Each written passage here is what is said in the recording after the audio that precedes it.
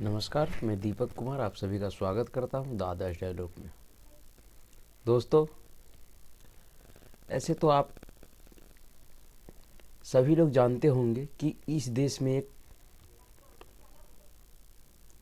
भ्रष्टाचार के खिलाफ बहुत ही बड़ा जन आंदोलन 2012 में हुआ था, अन्ना आंदोलन के रूप में, जिसको सिर्फ और सिर्फ भ्रष्टाचार के खिलाफ बताया गया था और जिसमें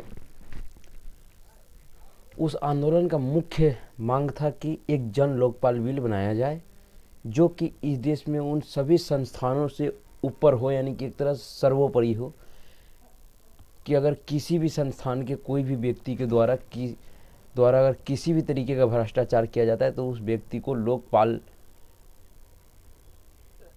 कानून के तहत तुरंत बर्खास्त किया जाए, उसके ऊपर कठोर कार्रवाई की जाए। और उसी जन आंदोलन का देन एक राजनीतिक पार्टी है जो कहती है कि हम सबसे दुनिया में सबसे ईमानदार पार्टी है, कट्टर ईमानदार पार्टी है। जी हाँ, आपको अरविंद केजरीवाल जी के ये वीडियो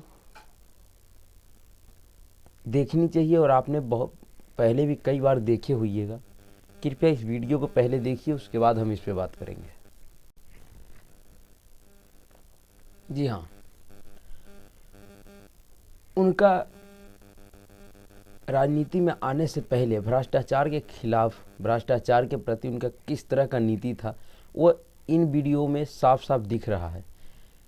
पर इन्हीं एक वीडियो में वो ये भी कह रहे हैं, सुनिए जरा। जी हाँ, आपने सही सुना, वो ये कह रहे हैं कि सत्ता की कुर्सी एक ऐसी कुर्सी है जिस पे बैठने के बाद कोई भी व्यक्ति बदल जाता है।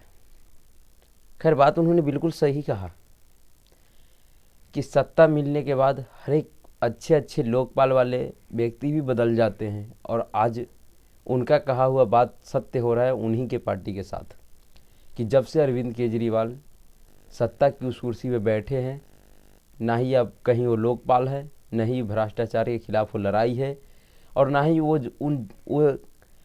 उस समय उन्होंने कुछ नेताओं का नाम भी लिया था जिनको भ्रष्टाचारी बता रहे थे। उनका भी बयान है, वो भी सुनिए। कई पार्टियां मिली हुई हैं, कहते हैं चार काम हम उनके करते हैं, चार काम वो हमारे करते हैं। काहे का ऑपोजिशन? क्या ऑपोजिशन इस देश में?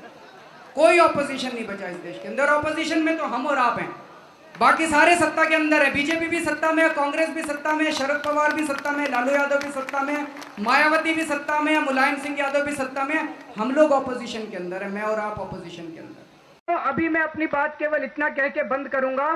5 बजे मैं और प्रशांत भूषण, हमने इन 15 मंत्रियों के ऊपर आरोप लगाए हैं जिनकी सारी आप फोटो देख रहे हैं यहां पे। आज से हम 3 दिन तक 5-5 मंत्रियों का विस्तार में विस्तृत जानकारी हम आपको इनके भ्रष्टाचार की देंगे। सरकार कह रही है कि हमने जो आरोप लगाए हैं वो बेबुनियाद हैं। इस देश की अब जनता तय करेगी कि वो आरोप बेबुनियाद हैं कि उसके अंदर बुनियाद है। तो आज 5 बजे हम लोग प्रधानमंत्री जी के खिलाफ भ्रष्टाचार, प्रणब मुखर्जी साहब के खिलाफ भ्रष्टाचार, चिदम्बरम साहब के खिलाफ लगे भ्रष्टाचार के आरोप, कपिल सिब्बल और वीरभद्र सिंह, इन 5 लोगों के भ्रष्टाचार की सारी जानकारी आप लोगों के लिए सामने रखेंगे। अभी मैं इतनी बात कह के अपनी बात खत्म करता हूं। भारत माता की। जी हाँ, इस वीडियो में इन्होंने फिलहाल अभी 5 नेताओं का नाम लिया, और आपको ध्यान होगा कि सब जब प्रथम बार चुनाव लड़े थे और उसमें जब इनको थोड़ी सीटें कम पड़ गई थी, इन्हीं नेताओं के पार्टियों से और इन्हीं नेताओं से इन्होंने गठबंधन करके सरकार भी बनाया था। तो किस तरह से कुर्सी के लिए आदमी का मिजाज बदल जाता है, ये अरविंद केजरीवाल जी ने खुद अपना दिया हुआ उदाहरण अपने ऊपर ही उसका उपयोग करके आपको बताया।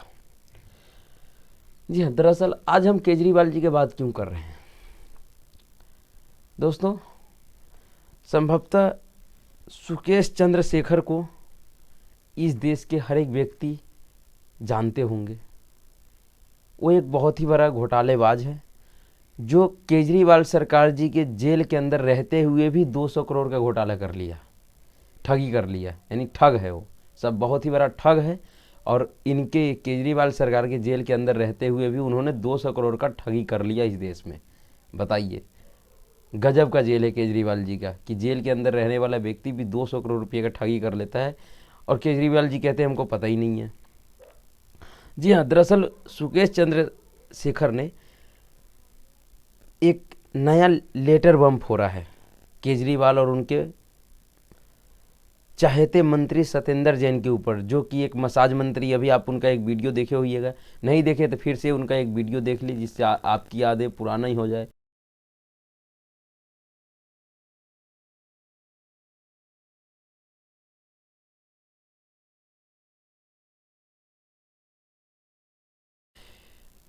एक वीडियो और है केजरीवाल जी का जिसमें वो कह रहे हैं कि ये नेता लोग जेलों में वीआईपी रूम बनवा के रखते हैं। इन नेताओं ने अपनी जेलों के अंदर अपने लिए वीआईपी रूम बना रखे थे कि कोई नेता जाएगा जेल में जाएगा तो उसके लिए अलग से एक वीआईपी सूट होता था। कोई नेता जाएगा तो वहां पे उसके ये सारे सील कर दिए। कोई नेता हो चाहे कोई कैसा भी हो, जैसे बाकी कैदी रहते हैं वैसे उसको रहना। रवि जी, ऐसा लग रहा है कि शायद सत्येंद्र जैन के लिए बोल रहे थे केजरीवाल जी। देखिए, अपने आप को वीआईपी ट्रीटमेंट के लिए उस बयान को भी उन्होंने अपने ही पार्टी के मंत्रियों के ऊपर सत्य करके दिखाया। एक चीज़ है, केजरीवाल जी जो भी कहते हैं वो अपने ऊपर लागू करके दिखाते हैं, ये बात तो सही है। और उन्होंने इस बयान को भी अपने मंत्री सत्येंद्र जैन के ऊपर यानी कि एक तरह से प्रैक्टिकल करके दिखाया है कि हाँ देखिए, इस तरह का वीआईपी कल्चर नेता लोग जरूर अपनाते हैं, और उन्होंने उस बात को सत्य साबित कर दिया। दरअसल सुकेश चंद्र शेखर ने उपराज्यपाल को पत्र लिखकर दिल्ली के सीएम केजरीवाल और तिहाड़ में बंद उनके मंत्री सत्येंद्र जैन पर मानसिक प्रताड़ना और धमकी देने का आरोप लगाया है। ऐसे तो सुकेश चंद्र शेखर जो कि एक ठग है, उसने इससे पहले कितने सारे आरोप लगाए हैं। और दोस्तों, उन्होंने तो इतना आरोप लगा दिया जितनी अरविंद केजरीवाल जी के पार्टी के बने हुए साल नहीं हुए। आप गूगल पे जाइए, सिर्फ सुकेश चंद्र शेखर सर्च कीजिए, इतना आरोप निकल जाएगा उसका केजरीवाल सरकार के ऊपर लगाया हुआ, जो कि गिनना आपके लिए भारी पड़ जाएगा। आप खुद नहीं समझ पाइए किस आरोप को हम पहले दिखाए किसे बाद में दिखाए। सीक्वेंस में करना समझ में नहीं आएगा आपको, सीक्वेंस कैसे करे उन आरोपों का। दरअसल उन्होंने एक आरोप अभी लगाया है, कल की बात है। उन्होंने कहा कि 200 करोड़ कहा कि मंडोली जेल में बंद सुकेश ने पत्र में लिखा, पिछले हफ्ते सत्येंद्र जैन ने मुझे उनकी मांगों को स्वीकार करने और मेरे कब्जे में उनके खिलाफ सभी सबूत सौंपने का अंतिम अवसर दिया। यह संदेश उन्होंने जेल 14 अधीक्षक राजकुमार के माध्यम से नए साल की पूर्व संध्या पर दिया। जैन ने मुझे इस साल कर्नाटक में विधानसभा चुनाव के लिए टिकट देने और पंजाब में रेत खनन के ठेके देने की भी पेशकश की, जिसके बदले में उनके खिलाफ दिए गए सभी बयानों को वापस लेने और सभी चैट स्क्रीनशॉट और वॉइस रिकॉर्डिंग सौंपने की मांग की। जी हाँ, दरअसल सुकेश चंद्र ने अरविंद केजरीवाल और उनकी इस चाहते मंत्री, जो कि मनी लॉन्ड्रिंग के केस में आज 6 महीने से तिहाड़ जेल में ही बंद है, और फिर भी वो कैबिनेट मंत्री बने हुए हैं। जी हाँ, आपको केजरीवाल जी का ये वीडियो ज़रूर सुनना चाहिए, जिसमें वो किस तरह की नैतिकता की पाठ पढ़ा रहे हैं लोगों को राजनीति में आने से पहले, और अब उनका वो नैतिकता कहाँ गई। जी हाँ दोस्तों, दरअसल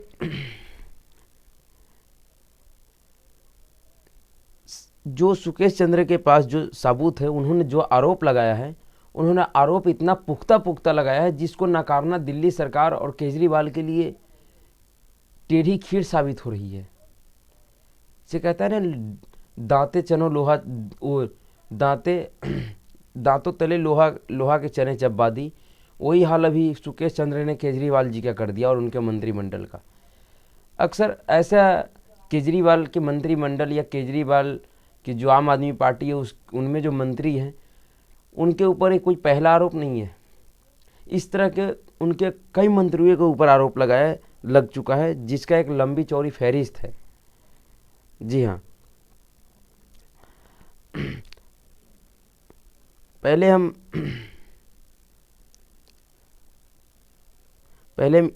इन आरोपों पर बात कर लेते हैं कि सुकेश चंद्र ने इसमें आरोप क्या क्या लगाया है। बहुत ही गंभीर आरोप है।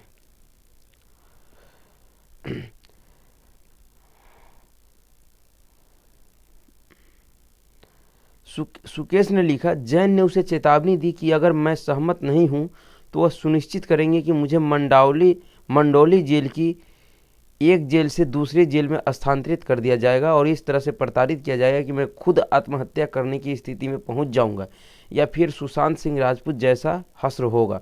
उन्होंने मुझे फैसला करने के लिए 48 घंटे का समय दिया है। यह सब उनके द्वारा स्पीकर फोन पर बोला गया। सुकेश चंद्र ने अपने पत्र में दावा किया कि जेल अधीक्षक अपने जेल से मेरे पास आए और उन्होंने नए साल की शुभकामनाओं के साथ बातचीत समाप्त की और कहा कि हम नए सिरे से शुरुआत कर सकते हैं। सुकेश ने दावा किया कि 7 जनवरी को जैसा कि सत्येंद्र जैन ने धमकी दी थी कि उसे बिना किसी कारण के जेल 14 से जेल 13 में स्थानांतरित कर दिया जाएगा, उन्होंने पत्र में इसका भी जिक्र किया कि लिखा है कि जेल 13 में कुख्यात अपराधी और गैंगस्टर बंद है। जेल 14 की क्षमता 250 है और जेल 13 की क्षमता 1600 है। सुकेश ने पत्र में कहा, जब मैंने जेल अधीक्षक राजेंद्र व उप अधीक्षक से पूछा तो उनकी प्रतिक्रिया थी कि आप जो चाहे करें, यह सीएमओ मुख्यमंत्री कार्यालय का निर्देश है।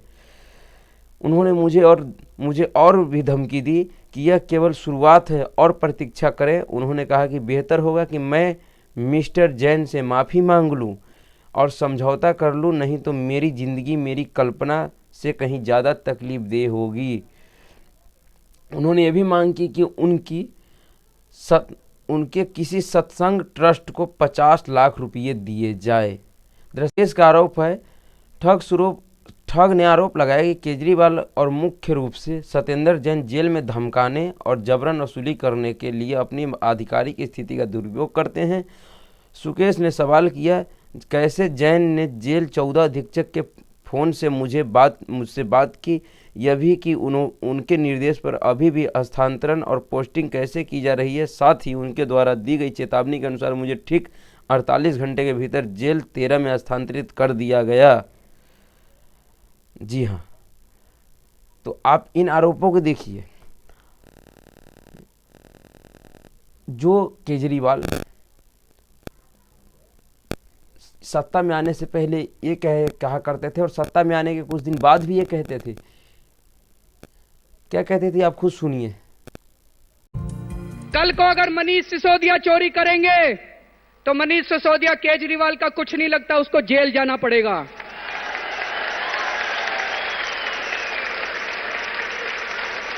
कल को अगर कोई हमारा मंत्री चोरी करेगा, ये मेरे कोई सगे नहीं लगते, इनको जेल जाना पड़ेगा। कल को कोई हमारा विधायक चोरी करेगा, कोई हमारा सगा नहीं लगता, उनको जेल जाना पड़ेगा। और मनीष, कल को अगर मैं चोरी करूंगा तो मैं भी तुम्हारा सगा नहीं लगता, मेरे को भी जेल जाना पड़ेगा। जी हाँ, ये कह रहे हैं कि अगर कोई आपसे रिश्वत मांगे तो आप उसका रिकॉर्डिंग कर लीजिएगा। इन्होंने एक हेल्पलाइन नंबर जारी किया था और रिकॉर्डिंग करके मेरे पास भेजिएगा, मैं उस पर कार्रवाई करूंगा।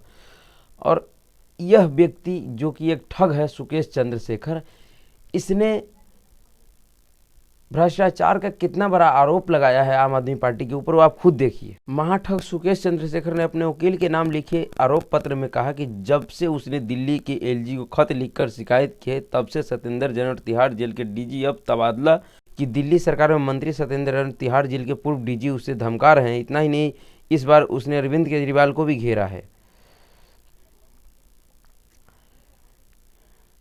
अपने पत्र में यह भी कहा कि केजरीवाल जी, आप मुझसे राज्यसभा सीट के बदले में पार्टी को 500 करोड़ रुपये को योगदान देने के लिए 20-30 व्यक्तियों को लाने के लिए क्यों मजबूर किया। इस लेटर की पुष्टि खुद महाठग सुकेश के वकील ने की है। करीब 200 करोड़ की उगाही मामले में जेल में बंद सुकेश चंद्रशेखर ने अपने लेटर में दिल्ली के मुख्यमंत्री अरविंद केजरीवाल पर भी आरोप लगाए हैं और उसने पत्र में कहा कि अरविंद केजरीवाल ने सत्येंद्र जैन के साथ 2016 में आयात होटल में डिनर पर उनसे मुलाकात की थी और केजरीवाल के कहने पर मंत्री कैलाश गहलोत के फार्म हाउस पर उसने 50 करोड़ रुपये दिए थे। यानी कि केजरीवाल के कहने पे उस ठग ने 50 करोड़ रुपये दिए थे। उसके बाद बीते दिनों जेल में बंद ठग सुकेश चंद्रशेखर ने दिल्ली के उपराज्यपाल को पत्र लिखकर आरोप लगाया था कि आम आदमी पार्टी आप के नेता सत्येंद्र जैन ने जेल में उसकी सुरक्षा सुनिश्चित करने के लिए 2019 में 10 करोड़ रुपये वसूले थे। सुकेश चंद्रशेखर 200 करोड़ रुपये के मनी लॉन्ड्रिंग मामले में यहाँ मंडोली जेल में बंद है और उसने अपने वकील अशोक सिंह के माध्यम से 8 अक्टूबर को राज्यपाल बीके सक्सेना को एक पत्र लिखकर चौंकाने वाला आरोप लगाए थे।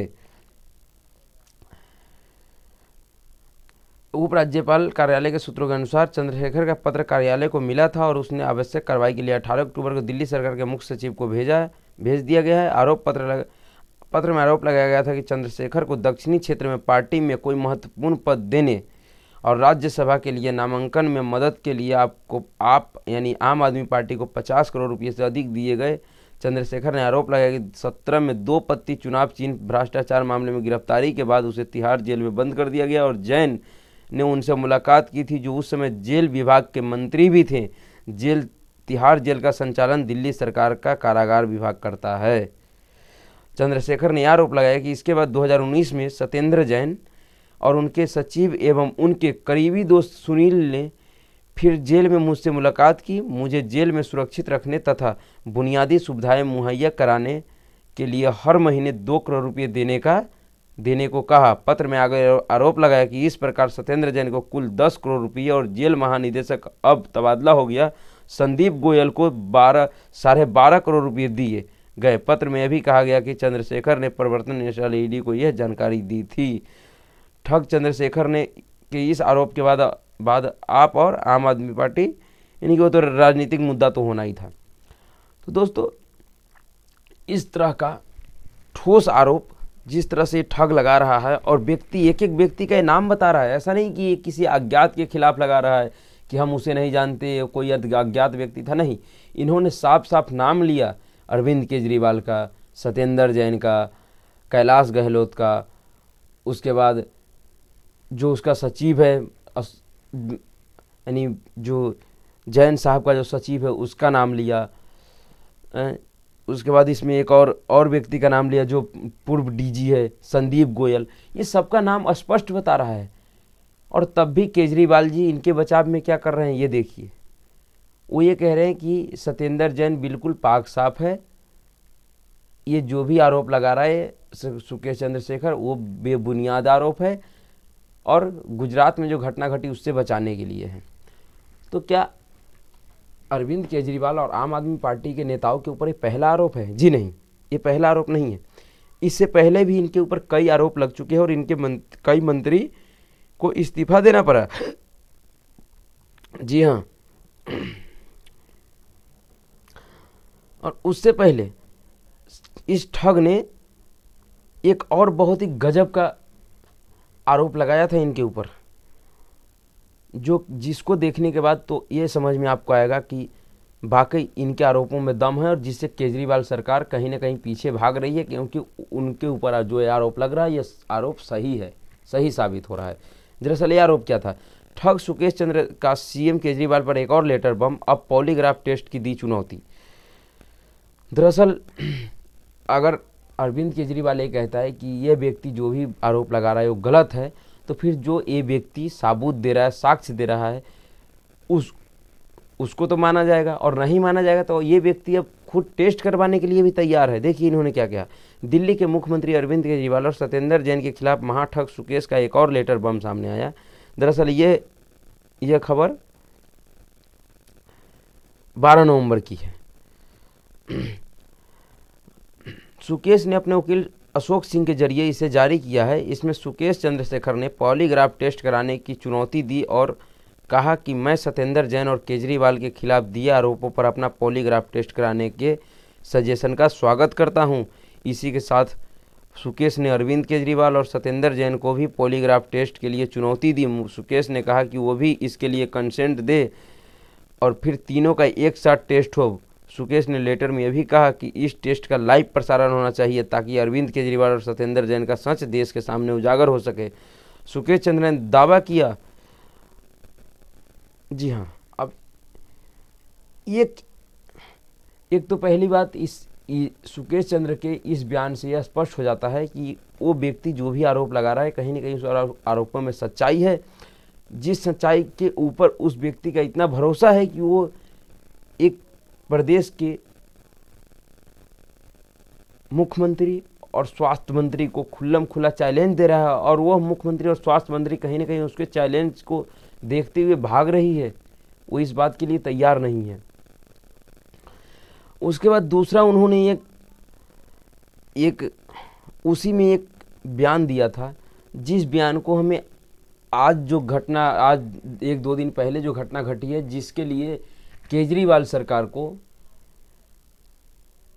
जो गलत विज्ञापन में जो इन्होंने सरकार का पैसे खर्चा किया था उसको लौटाने के लिए क्या कहा गया 163-64 करोड़ रुपया है, जो कि उसको भी मैं अभी बताऊंगा आपको। उससे जुड़ी हुई खबर सुकेश चंद्र ने आज से 2-3 महीने पहले ही दे दिया था।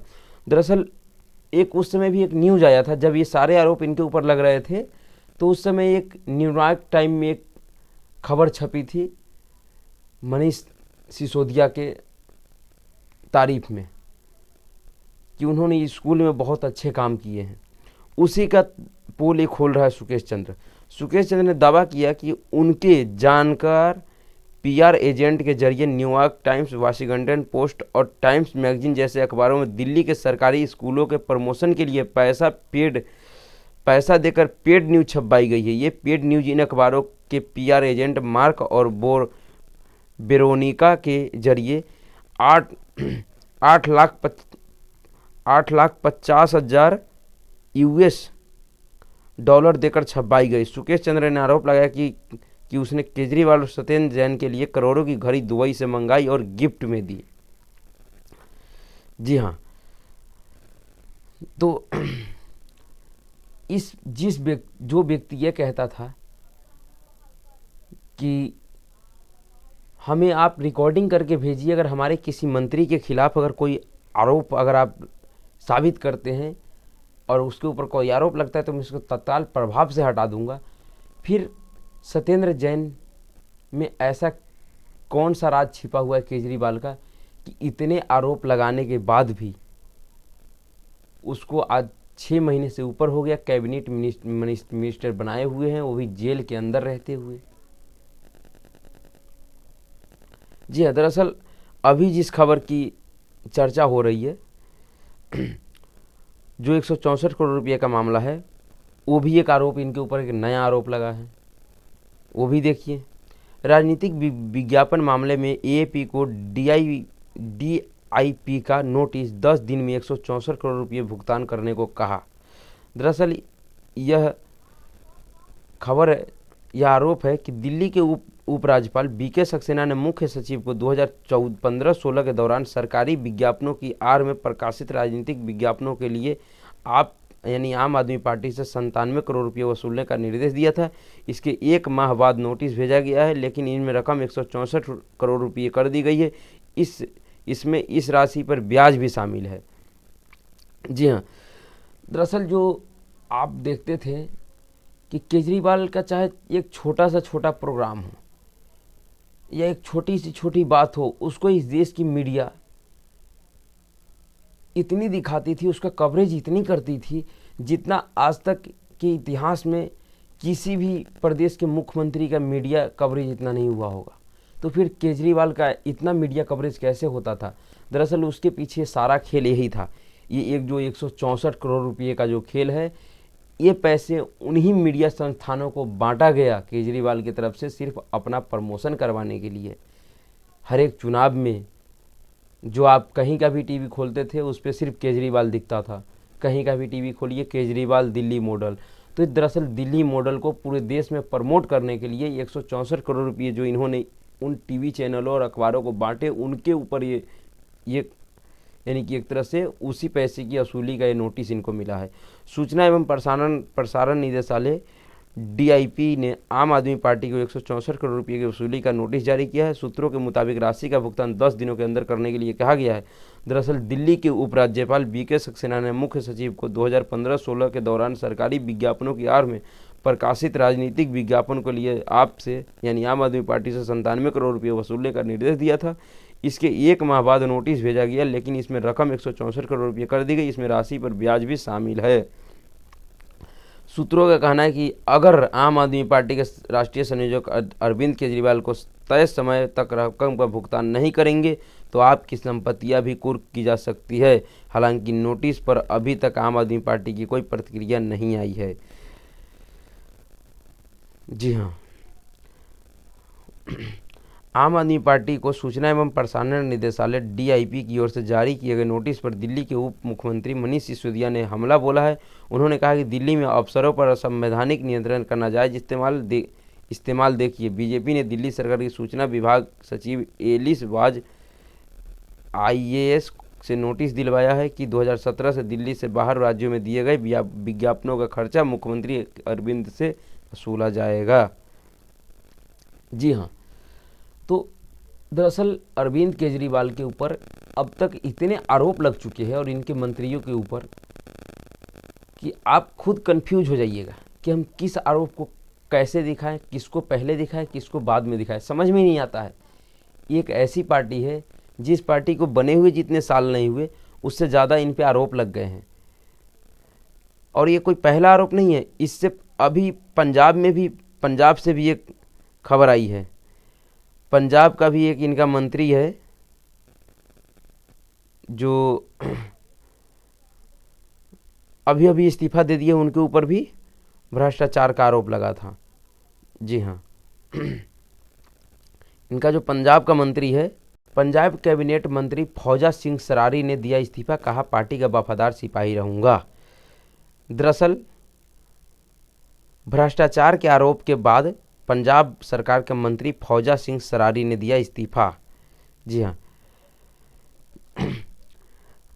तो एक तरफ देखिए आप, पंजाब के इस मंत्री के ऊपर सिर्फ भ्रष्टाचार का एक आरोप लगा था, इसके खिलाफ कोई जांच या कोई पुलिस कोई कानूनी कार्रवाई नहीं हुई है, लेकिन इन्होंने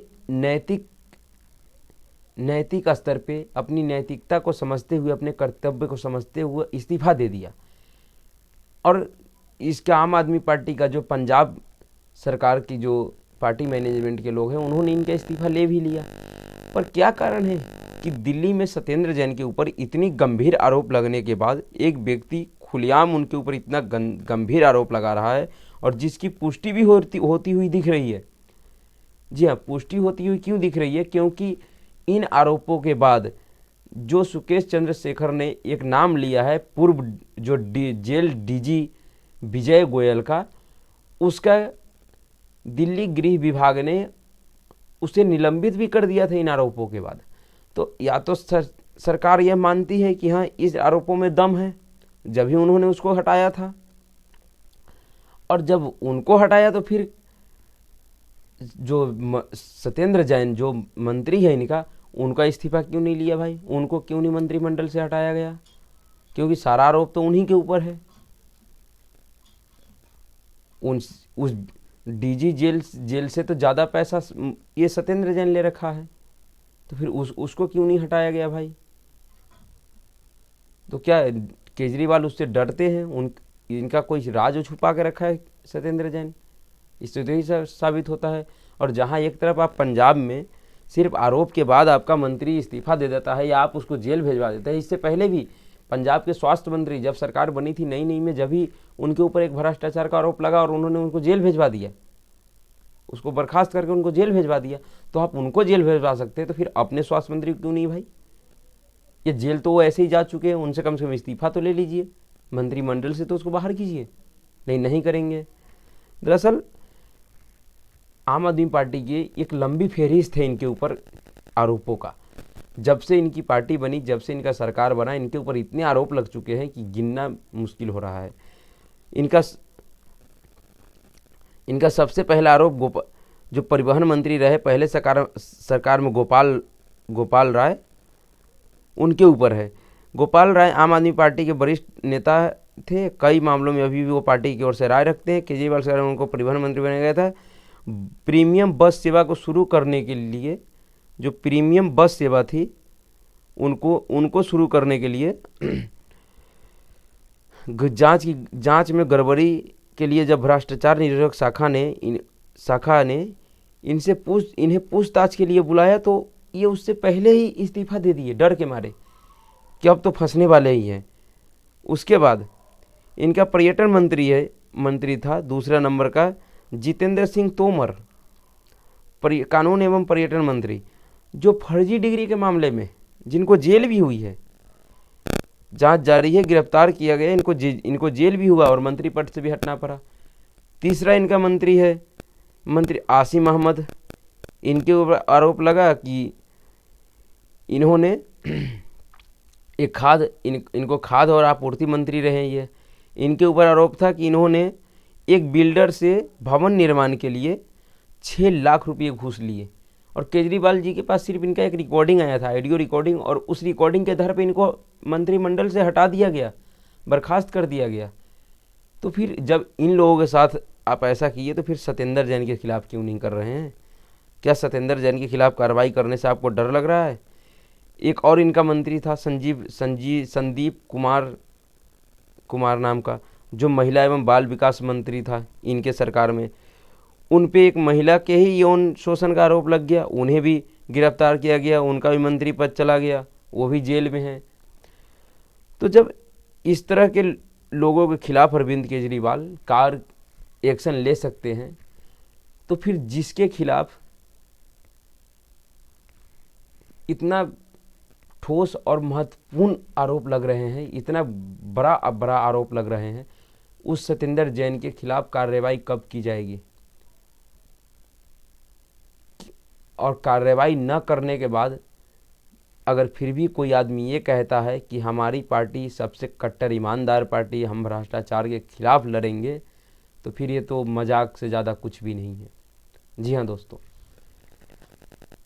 केजरीवाल के राजनीति को आप सिर्फ समझिएगा, उनके राजनीतिक जो स्टाइल है उसको समझिए, तो आपको समझ में आ जाएगा कि केजरीवाल क्या चीज़ है, ये किस तरह से लोगों को बेवकूफ़ बनाते हैं। दरअसल इन्होंने एक ऐसा सिस्टम बना रखा है कि अगर आप हमारे पार्टी को मोटा रकम देते हैं तो आप कुछ भी कीजिए, आपके ऊपर कोई सा भी आरोप लगे, हम आपको बर्खास्त नहीं करेंगे। आप चाहे जेल में रहिए, मंत्री बने हुए रहिएगा, आपको सैलरी मिलेगी, आपकी जेल से आपकी फाइलें, आप जेल में भी आप अपना फाइल देख सकते हैं। और इसका उदाहरण खुद ब खुद सत्येंद्र जैन ने दिखाया है। आज तक इस देश में आम जनता सिर्फ ये सुनती थी कि जेल में नेताओं को वीआईपी ट्रीटमेंट मिलता है, सिर्फ सुनती थी, देखी किसी ने नहीं थी। लेकिन इस अरविंद केजरीवाल के मंत्री सत्येंद्र जैन ने और आम आदमी पार्टी की सरकार ने भारत की जनता को वह दृश्य दिखा भी दिया कि किस तरह से जेल में एक वीआईपी नेता को वीआईपी ट्रीटमेंट दिया जाता है, चाहे बात खाने का हो, मसाज का हो, या दवा का हो, फल का हो, नाश्ता का हो, किसी भी चीज़ का हो, टीवी हो, एसी हो, कूलर हो, पंखा हो, हर एक सुविधा उनको दी जाती है, अच्छा बेड हो। तो केजरीवाल ने और आम आदमी पार्टी की सरकार ने अपने मंत्री सत्येंद्र जैन के माध्यम से देश को ये सच होते हुए दिखाया, और उसके बाद भी कितनी बेशर्मी के साथ ये कहते हैं कि हम देश के सबसे कट्टर ईमानदार पार्टी हैं, हम सबसे ईमानदार लोग हैं। तो फिर आप समझिए कि इनकी ईमानदारी कैसी है, किस ईमानदारी की बात करते हैं। जी हाँ, नमस्कार। अगर आपको ये वीडियो अच्छा लगे तो आप मेरे YouTube चैनल को देखिए, मेरे वीडियो को देखिए और चैनल को सब्सक्राइब जरूर कीजिएगा। नमस्कार।